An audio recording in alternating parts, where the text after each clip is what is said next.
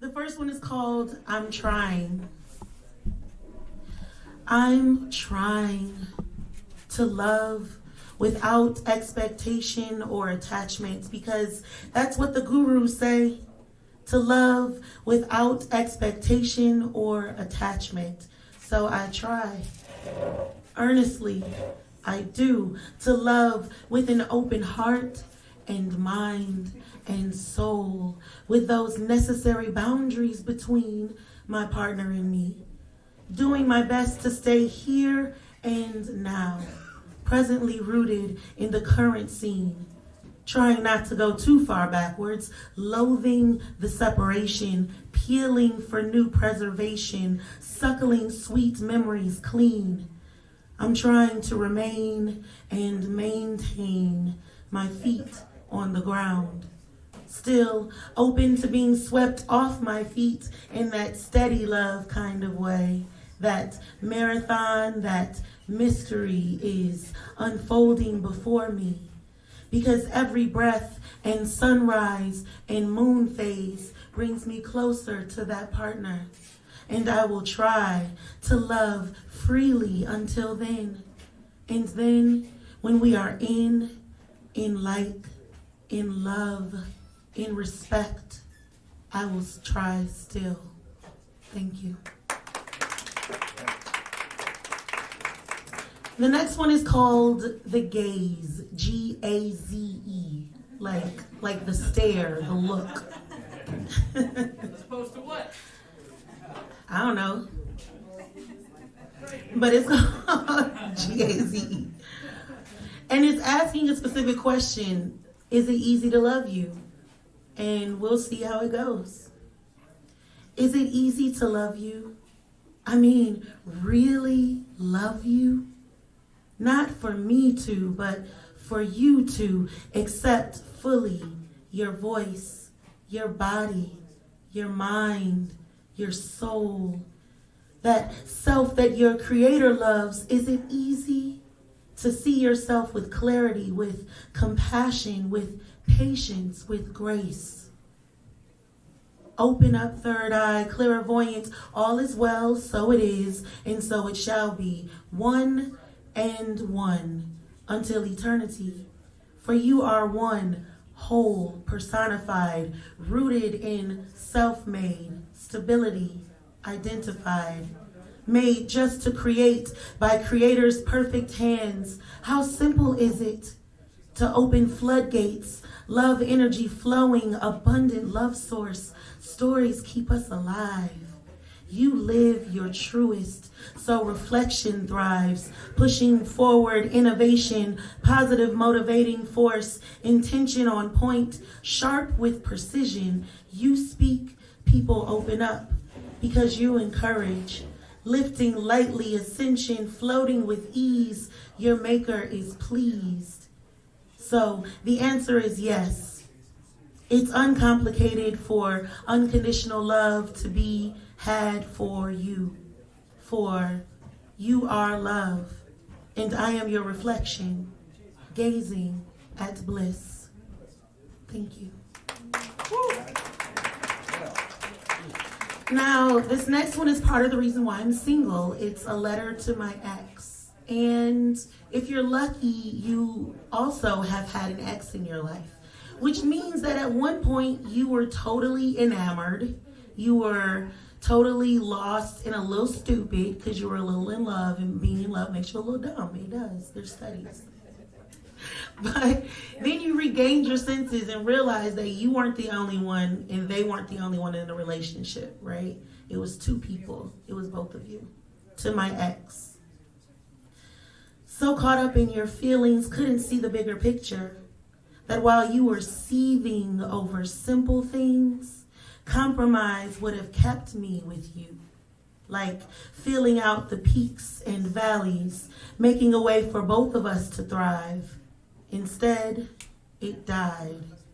Fell flat and sticky, had to scrub you away so I could make room for kind love to bloom. Best friends and lovers.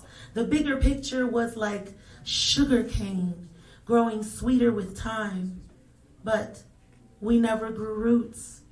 No harvest, no fruits, only labor. For too long we tried and tried not to see who we really were.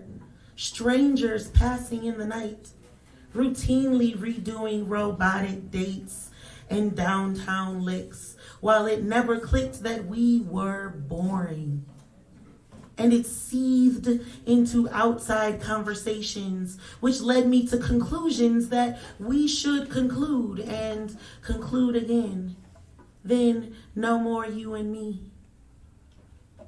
And I can't move forward without looking back. Sankofa says, know where you were, but don't stay. It's hard for me to say, but some of it was on me. My doing that truth wasn't revealed. Only one I can blame is myself. For my voice not to be healed in all that time, suppressed creativity was bad for my health. Psyche suffered due to lack of fruition, needing music, nature, and laughter as medicine, meditation on bigger picture. Could have used that potential, could have relaxed into self, could have told you how I felt, but I didn't. While I carry that, I'm loathful of what could have been if we embraced our unique selves and celebrated us colorfully, though that was not our story.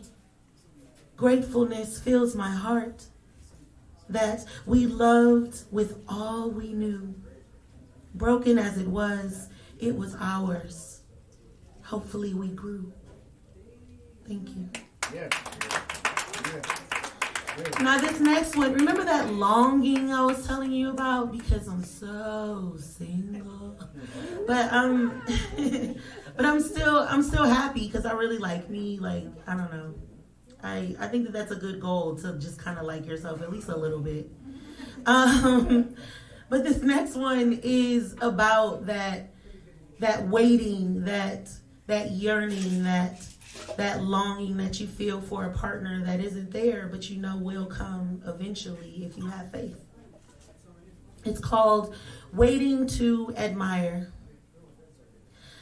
Lazy days are when I miss you most. The warmth of a lover's embrace, the tickling of breath on my neck. My heart opens up at thoughts of you, and I can't help it. Naturally, I'm pulled to you. And when I'm alone with Neo Soul, my magnet points north to you. Mind fixated on the premise that you are promised me and I you. So, see, we're promised long-lasting truth behind eyes, showing souls melded, intertwined through space and time. We rewind past kisses sweetly melodic, the sounds of deep connection with words of dedication, to be real with self, to be real with me, to be true to our path, to be true to our unique design with patience. It's those damn lazy days when your side is cold and there's nothing to do but think of you. My drink, my person, my one. All while knowing that you are thinking of me too. Comfort washes over like honey. And just as sweet are your thoughts of my side, taking the space I need, taking heed to your desires with the balance of a queen. Lighting inner fires because on me you can lean. Trusting the process of goodness unfolding before our eyes lies destiny.